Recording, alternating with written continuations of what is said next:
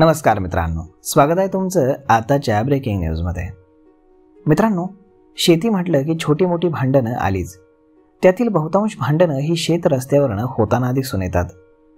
एक शेतकरी दुसऱ्या शेतकऱ्याला शेत रस्ता देत नाही, त्याचा तोटा हा संबंधित शेतकऱ्याला होत असतो।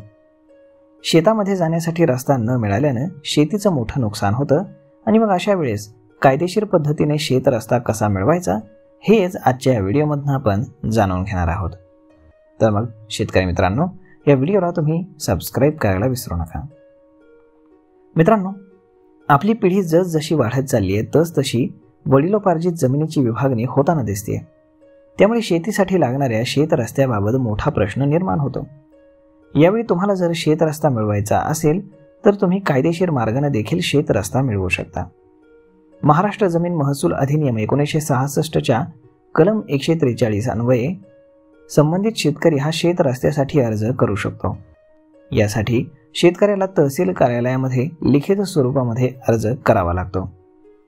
कायदेशीर पद्धतीने रस्ता मिळवण्यासाठी संबंधित शेतकऱ्याला तहसील कार्यालयामध्ये जाऊन लेखी अर्ज करावा लागतो। या अर्जामध्ये कारणाची स्पष्टता द्यावी लागते। त्यानंतर अर्जाचा विषय काय आहे हे नमूद करावं लागतं। पुढे जाऊन मग अर्जामध्ये अर्जदाराचं नाव, गाव, तालुका, जिल्हा याची माहिती द्यावी।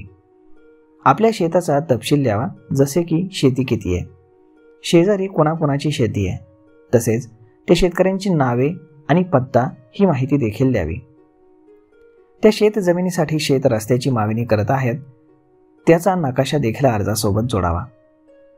अर्जदाराचा जमीन सातबारा उतारा, शेजारी असणाऱ्या शेतकऱ्यांची नाव, पत्ता आणि जमिनीचा तपशील देखील देणं गरजेचं आहे।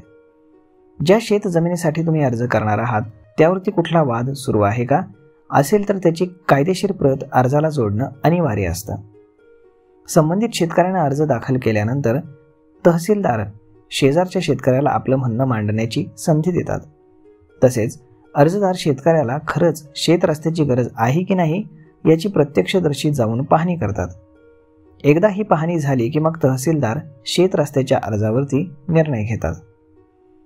तर मग मित्रांनो, अशा पद्धतीनं जरी तुमचा वाद भावकीमध्ये असेल आणि तुम्हाला शेत जमिनीमध्ये जाण्यासाठी रस्ता मिळत नसेल तरी तुम्हाला तहसीलदार हा रस्ता मिळवून देतो, कारण त्याच्या अखत्यारीमध्ये हा अधिकार येत असतो। तर मग मित्रांनो, आता घाबरण्याचे बिलकुल कारण नाही, कायदेशीर मार्ग तुमच्यासाठी मोकळा आहे। तर मग मित्रांनो, हा व्हिडिओ, ही माहिती तुम्हाला कशी वाटली हे तुम्ही आम्हाला कमेंट करून नक्कीच सांगा।